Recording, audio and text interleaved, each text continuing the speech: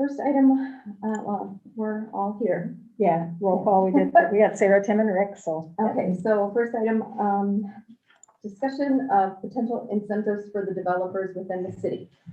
I asked for this to be on the agenda, at the AGC meeting last week or 2 weeks ago, whenever it was.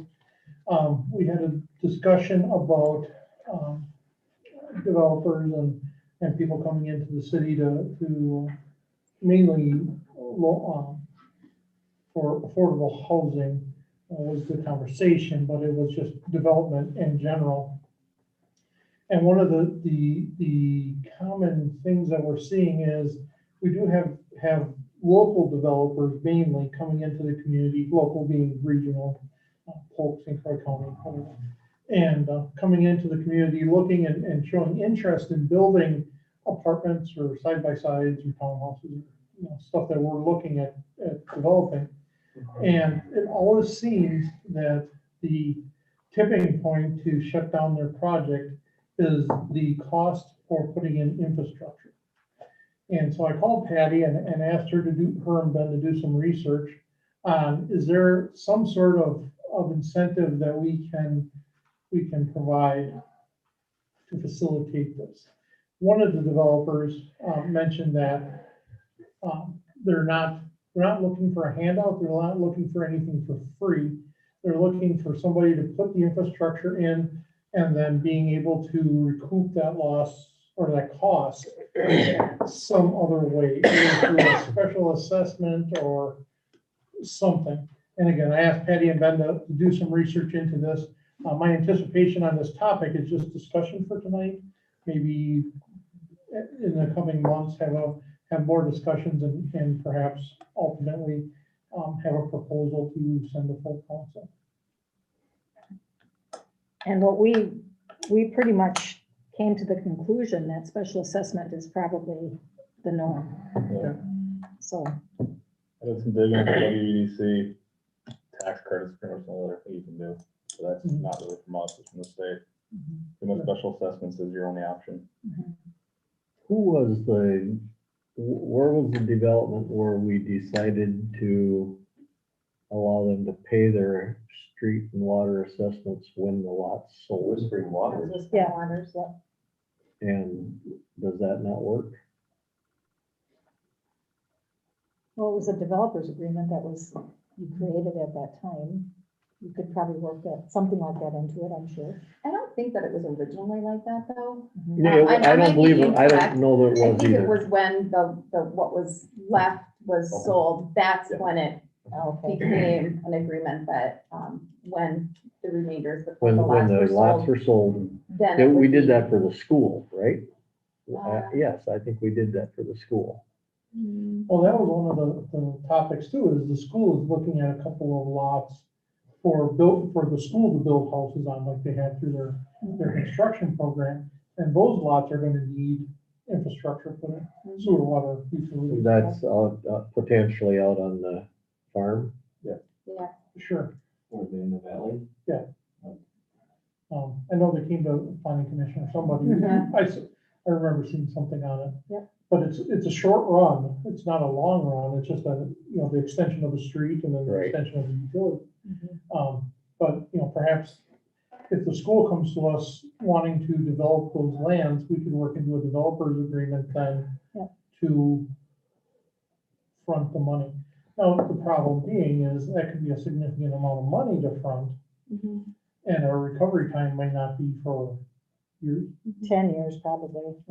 So, That's Yeah. why if you can tie it to the sale of the lot building, right, with maybe a sunset on that says, if you don't sell a building for 10 years, it's due then, or 5 years yeah, or our whatever.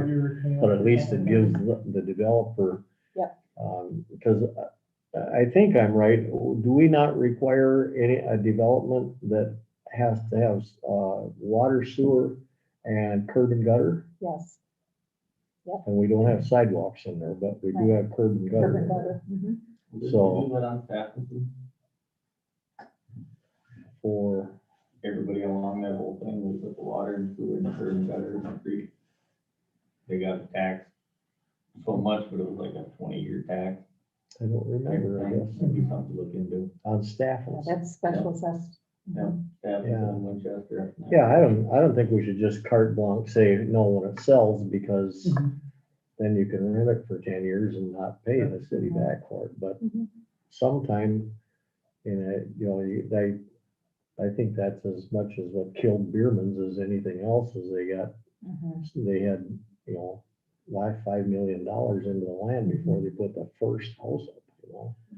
One of the things, across from City Shop, there's that 13 acres there that Gary Bauermeister bought. Mhm. While everybody that's looked at it gets the cost and what curb and gutter and sewer and water costs to put in, and then it's a done deal.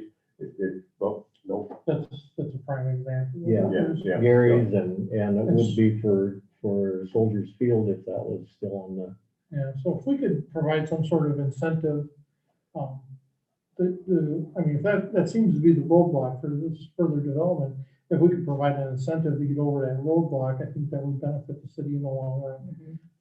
And also push that goal of ours to develop, affordable housing and rental housing and meet all these needs that we definitely have in the area and in the region, so. Well, and would you end up doing that on a case-by-case basis, or would you say, okay, it costs on average to put in utilities, street, water, sewer,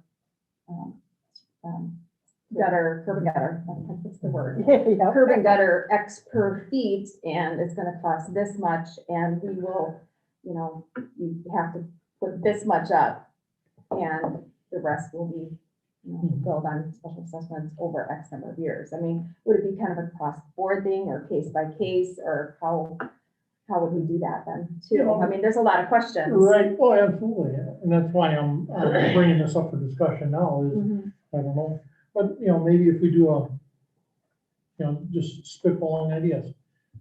5% of the total project down by the developer at the start, and then 10 years to pay off or something like that. Some sunset on it. Because Yeah. they're gonna return that cost to the people that buy the lots, Mhm.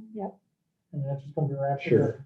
into the cost of the lots, and, I don't think 10 years is a horrible number, Yeah, I think you want to stay away from the 20 if you can, Oh, yeah. because I think you're not getting your money back from it. Right.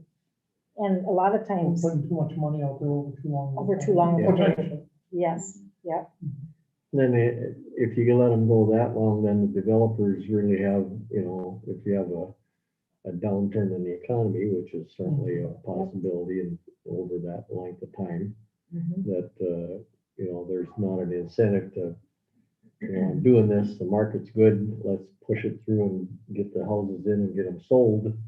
And, so I think that's a reasonable thing. And they probably should have some skin in the game, like 25 to 35, 40%, and so.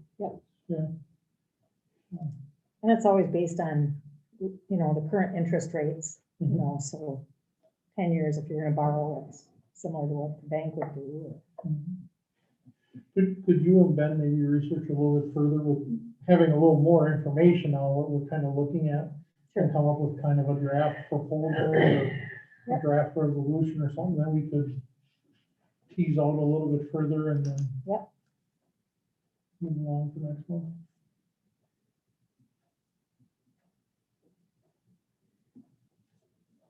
Yeah, I think that's something definitely we need to look into, because I mean, it's not just the people that are looking to develop a chunk of land in 13 lots.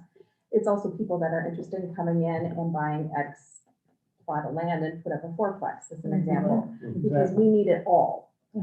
So, Yep, I know that's been a detrimental issue with people that even wanted to come in to buy a lot in a place that's not currently served by it. And they found out that water and sewer and hookup and curb and gutter and, and I paid $25,000 for this 200 by 200 lot, and now all of a sudden I got another 25,000 in special assessments that have to be done before I put a shovel in the ground. So that, I know that's an issue. And having those developers that have the assets and the business model to come in and lay $5 million in infrastructure out and, do all this stuff. They're not interested in Amory right now. Right. They're No. interested in Hudson and Woodbury, and, I mean, those are the areas that they're focused on right now. We have local developers that are interested in doing activities here. I think it's just a matter of getting over one of these hurdles, just to incentivize it a little bit, more. What's your thought on commercial development as far as anything to do with helping? I mean, I guess we have TIF districts for a lot of that, but if there was something commercial in the same. Yeah, I didn't really, I mean, when I was thinking about this incentive, I didn't differentiate between commercial and residential. The residential component was the one that kind of brought it to Right. light and was the focus of discussion at EDC, but I don't really think there's a difference between either one.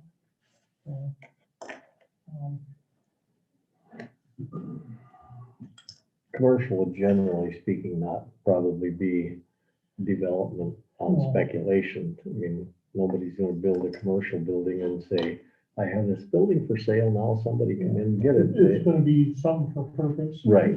Right. And like you said, there's TIF opportunities there as well. And Yeah, the tip is set up very well for Mhm. future expansion for empty spots. we'll bring that back next month. Yeah, that'd be great. Okay, number 2, discussion and recommendation on the building inspector update. And that would be Dan, he's here. And I also have in OneDrive, I have building inspector and I have that spreadsheet of all the inspections that he's done for 2020. Sounds good.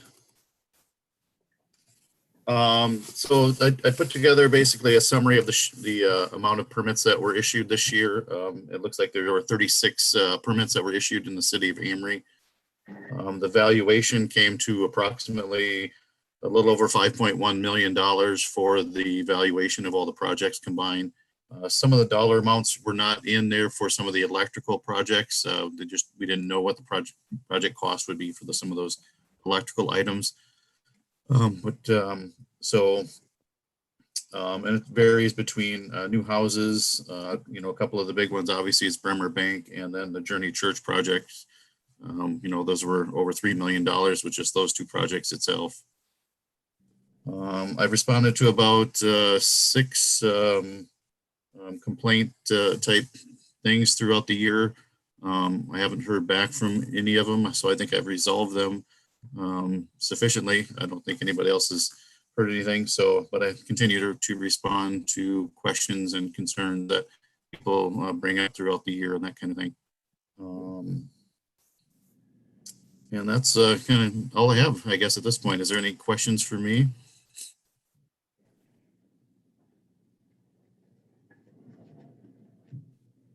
Okay, that's my report for the last years of activity. Thank you. Okay, great. Thank you. Thank you. Next, employee evaluation forms. Another one of my requests for the agenda, to see where we're at on the employee evaluations. I know Patty has come up with some documentation and forms. This is a topic we've been working on for several years, and it's gonna be put in place. I don't know if Patty or Ben wanna go from there, or I think we should do 2 a year, this first year. I would like to see them done in May and October. And Tim and I had talked about that. that's a wonderful idea. Yeah, and I also had used the one that we'd done last year, but that was sloppy. It was hard to, there was no really good matrix with it. There was no good way of scoring the employees. And this one seems to be, I like it, and it's one that Tim had found. Yeah. So this is a evaluation that I've been using with my department for a number of years. It's pretty simple. Yeah. If you actually go to the rating page, which is the last page, it lays out exactly what unsatisfactory areas of improvement, fully successful achiever and exceptional is, and what it looks like. So that when the department heads or the evaluators are looking at, going over the evaluation matrix with their employees, they have a criteria established to score people. And they're looking at different areas of professionalism, responsiveness, leadership, technical skill. Has their skill expanded? Has it not? What have they done to learn more? And just on down the list. One of the things Patty and I discussed as well is department heads are going to need to be educated on how to do these evaluations properly. This is not I like this guy, or this guy's my friend, we drink beers together, whatever type evaluation. There needs to be some qualification for the scoring that they receive, good or bad. And also, I think we need to roll this out to the employees themselves so they understand what is expected of them. They understand, what they have to do to be standard, what they need to do to be an overachiever or a high achiever in the process. The other thing that I highly recommend is having the employee do a self-evaluation. Yep. And oftentimes it's giving them the same exact form or maybe a abbreviated version of it. With this particular one, it's really straightforward. There's not a lot, I've done so many different styles. I like this because it's just, this is what it means. And it allows them the opportunity to evaluate themselves fairly and honestly. Yep. Because we all have different opinions, and you'll be surprised that people are much harder on themselves than what you are on them. Exactly. And the But I way think that's the important. process works, at least that we do in my department, is each employee is given one of these packets and they complete it themselves. That's their self-evaluation. I do an evaluation on, then we sit down and compare notes. Yep. Where are we? And oftentimes, like you said, they're much harder on themselves, Right. especially if they are your higher achievers. They're much harder on themselves than you as a supervisor may be. But this is pushing towards a lot of different things. It's pushing towards employees taking responsibility for their own career, employees becoming engaged more with the community or with the organization. Yep. And also to build bonds between our employees to, hey, if I'm successful and you're successful, we're successful together. Yep. And that's what we're looking for. Yeah, I really like it. I thought it was very, very well put together, so. Very simple, very basic. Yep. Doesn't mean in the future we can't expand upon it. Exactly. By certain. So. Yeah, yep.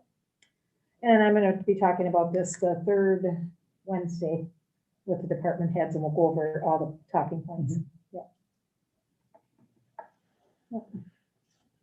And so you established at this point in time, you hope to do May and October. Yes. Okay, just, there's a question. Yeah. I think the thing that ends up being, when those times draw near, it's a very daunting task. Oh, And it yes. ends up being, when you actually get into it, it's not actually that bad. It's not intended to be necessarily an hour-long conversation. No, And that's the hard thing. It's, Mhm.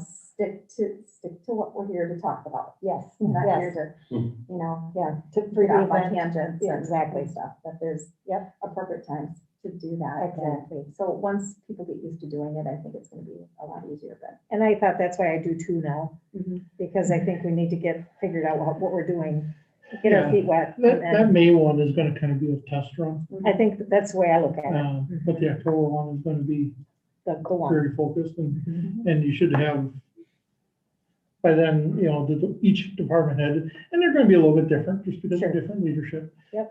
They're gonna have a pretty good idea on how to roll it out. Exactly. And like Sarah said, this is not a arduous task, especially when you're talking with the employee or, an all-day affair. This is a 20-minute evaluation. Pretty simple.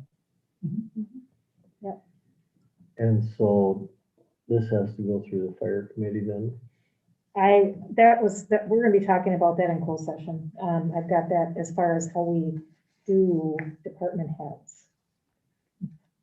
We need to figure out what we're gonna do there, so. Yeah, I don't know, because the fire commission isn't necessarily binding, but I think it's appropriate for us to share this with the fire commission, let them decide how they wanna deal with it. I don't see an issue with doing this with the fire department, but It's just who's gonna do it. and I think as, to get off on the right foot with that group, I think they should be charged with it, and then if they don't wanna do it, then that's, then it can certainly come back to us, but I think that, my hope is that they would want to be the,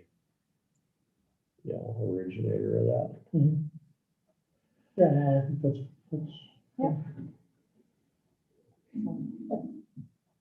Eddie, can I ask one question? Sure, Tom, yes. We just recently completed our self-evaluations. Do you want me to wait then until May then? For me to conduct? We were going to do them in the next couple of weeks, or I was going to for the employees. We did our self-evals here just within the last couple of weeks as well. What do you think? I don't want to bear down 3 in 1 year necessarily, but Oh. Maybe share with the officers that, hey, the city has come down and said that this is the change that we're gonna make. I don't know how you wanna approach that, Tom. okay. Tom, have you done them before? I've done self-evaluations before, yes. Probably about 3 or 4 different times there and stuff like that. And they've come up pretty consistent of what my feelings have been. And Tim is right. There's some of your higher achievers are a little harder on themselves than I necessarily would believe there. But for the most part, some of the deficiencies there, we're on the same page there. So there's no real big surprise where one person may think they're a rock star and I'm thinking, well, there's water in the boat leaking and stuff like that. So. Yeah. Yeah, and I wanted to, like I said, Tom, I wanted to talk about this at our next department head meeting too. So, yeah, let's revisit that at that time. Okay, thank you. Yep. Okay, do we need to, we don't have to approve this form to be used for all I don't- departments. I don't think so, I mean, I think It's a template, And the reason I brought it up is I just wanted to keep this in the forefront and see what the progress has been. right? Yep, I think everybody did them last year, didn't no, they? Okay, good. Number 4, discussion and recommendation on the TASER contract. Yeah. This is something I brought up to Tom. Taser International has a program. Taser International, it's actually Axon now, but Taser International has a program for it's a 5-year contract. During that 5 years, you get the latest model of the Taser, which is the Taser 7. It's about compared to the equipment that our police department has now, it's about 2 generations ahead. In this contract, you pay one flat rate for the entire year. And in that contract, you have, they would have 6 weapons. It would include all the batteries, all the cartridges, training cartridges, chargers, the whole shooting match for the next 5 years. The cost is, it's around $4,000. What, do you have the sheet in front of you, Tom? Yes, I do. It's about $4,140 a year. Thank you.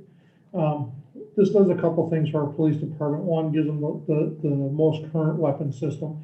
All the weapons that the police department have right now are out of warranty, and a lot of them are out of date. So where if one of them went down, they'd be purchasing a new weapon that's anywhere from $1,200 to $1,800. Plus, they're purchasing cartridges, $40 a pop. No pun intended. training cartridges, at least a minimum of 2 per officer per year. So the cost savings, not really. The cost savings or the cost of the 2 ways of doing it are about the same. The benefit to going to this is, again, you have the newest weapons. They're all under warranty. If you have a problem with one of them, you send it back to Taser, they send you a brand new one, you're back in business. Now, if you go, there's no messing and fussing around with it. The other advantage to this is the city of Amory does have an instructor available to get everybody back up to speed. He's just a heck of a guy. Who is that instructor? He's probably gonna do it at a very good cost, so. I'm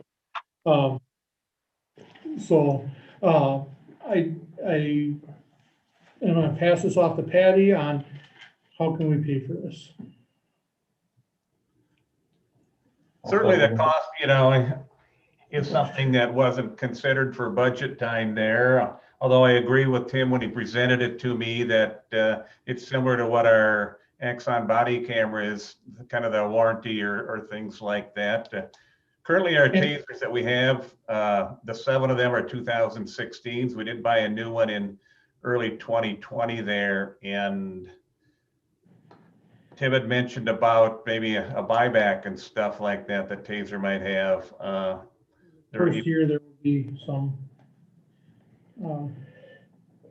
Is there a certification, an annual certification that goes on each of these weapons, or Yes, you just buy it and you use it till Yeah, on the one day weapon, you say it's dead, or? on the weapon itself, the officer does a daily spark or function test on it. As long as it sparks or functions, it's fine.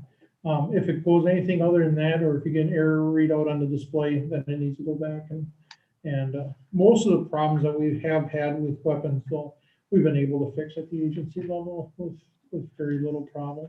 we've had a couple of battery issues over the past couple of months there, but to elaborate on Tim there, on training and stuff, it's, correct me if I'm wrong, Tim, about $600 a year, probably at $40 a pop, and we need 2 of them. Oh, at least, yeah. Yeah, So, at least, then if you're replacing batteries, how many tasers do you have now, Tom?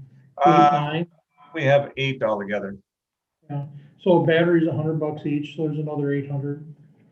And if the weapon does go down, you have this potential of a cost going on there. So I think we can, I'm sure Tom has some money in training or somewhere within his budget that could be allocated towards this, that was supposed to go to Taser or whatever, but I think we need to seriously look at bringing up some more money and making this happen. It's a safety issue. It's a piece of equipment every officer carries on the street with them every single day. It's a liability issue. The newer weapons function a lot better. They're a lot safer, and just a better all around. The technology is better. Obviously, 10 years of electronics technology has improved significantly. So What was the cost on them again? it was 4,000 $41.40, I think, per year. Annually? Okay. per unit. That's for 6. Per year. Yeah. That's for 6 units. It includes all the cartridges. That includes all the batteries. All of it. And how many years is that for? 5. 20,000. And then at the end of the 5-year, they give you brand new weapons, and you can start it, Oh, okay. start it over again. I didn't, and one of the things Tom brought up is, well, this is, we should have been talking about this back in budget. I didn't know about this back in budget. I just learned about this, a couple weeks ago myself. Otherwise, I would have brought it up in budget. It is one of those things that we can fix cost on it. We know what the cost is going to be. We know that the equipment is guaranteed. Does that guarantee make us feel better? Yes. And again, Taser's a premium product. We pay a premium price for it, but we also get premium service for it too. I had a body cam go down on me at the office. It happens when your guy's rolling around in the mud with somebody. But I took the camera, called Taser, said, hey, I got a camera that went down. They said, put it in box, send it to us. I sent it off. 2 days later, I had a brand new camera sitting there. Nice. Not fixed, not repaired, not a recall, brand new camera. Plugged it in, we're in business. Nice. That, And that, that's the service that. that $4,000 should mostly be able to come out of the repair. Is that, Taser, the batteries and stuff, do you have that in your equipment repair or fund? It's Fairly pretty certain close it's to coming a out of wash, operating huh? supplies. Oh, the operating. Operating. Yeah. I know, Tom, your new body cameras, they're coming out of operating this year. Yes, we Then, talked about that today, yes. Yeah. It'd be the same thing. 27.5 in the Yeah. operating. We increased his operating supplies by $7,500 this year because his new contract is $7,500 every year for his body cam. So maybe, is there somewhere we could maybe pull I'm just spitballing numbers, we could pull 2,000 to put into that operating fund to kind of boost that a little bit for this year? Probably. Why don't we just do it on the operating fund, and if we have Yeah, to transfer amend it. something in at some time, Yeah, then that makes we can do that, That seems reasonable. because it sounds like it's gonna be pretty close to a wash anyway. I think so. It's gonna be very close. And if he's So is that a over- motion? Yes, it is. Okay. I guess I'm gonna have to second that. Since you have a pecuniary interest in that, would that be out of order for you to vote on that, or no, you don't? I don't have to. I don't think you have an interest. You don't work for the police department. No, You're the instructor though, right? yeah, Yeah. I'll abstain. Set it out. Sarah and I can vote. And then you won't have anybody Okay. whining about it. Oh, okay. All right, so I will second that. So all in favor? I, Aye. Abstain. I didn't know you were a stranger. Well, you know, a lot of you don't know about me. yeah. Ah. So Tom, does Jeff get your Good old idea. tasers now? Cause he's been asking for one for a while. Jeff, Hmm. We can make this work. Well, yeah, I mean, is there any replacement value on those that if? There's a buyback, you mentioned possible buyback. Yeah, he's got one unit that's probably still under warranty because he just purchased it Yeah. a year or two ago. So there's probably gonna be some value to Taser in that. The rest of the weapons, we'll have to see what Taser has to If you say. about had them. some newer batteries or something, maybe, but Yeah, they might for the take most that. part, probably not much. If nothing else, we can shuffle them around. There's other agencies in the immediate area that still use that equipment, so. Sure. We should be able to recoup some money off, especially the new Yeah. one. I know there's another agency that had an interest in that, the new one that we haven't used yet, that we have as a spare, and we have close to 40 total cartridges for new ones and for training there, and which we might, be able to recoup some money off them, obviously. Maybe you can trade them for 9mm ammunition, Tom. Yeah, good luck on that. Ask Jim how much he spent for 40 caliber. Yeah. We were just talking about that today. Oh, It's tight. It it's is. getting an issue, yeah. All Okay, right, thanks, Tom. closed Thank you. session. Wisconsin statute 19.85 sub 1 sub C, Public Works Director, Public Works General Labor positions, police officer and department head evaluations, considering employment, promotion, compensation, and performance evaluation. Data of any public employee over which the governmental body has jurisdiction or exercises responsibility. I make the motion to go into closed session. Second.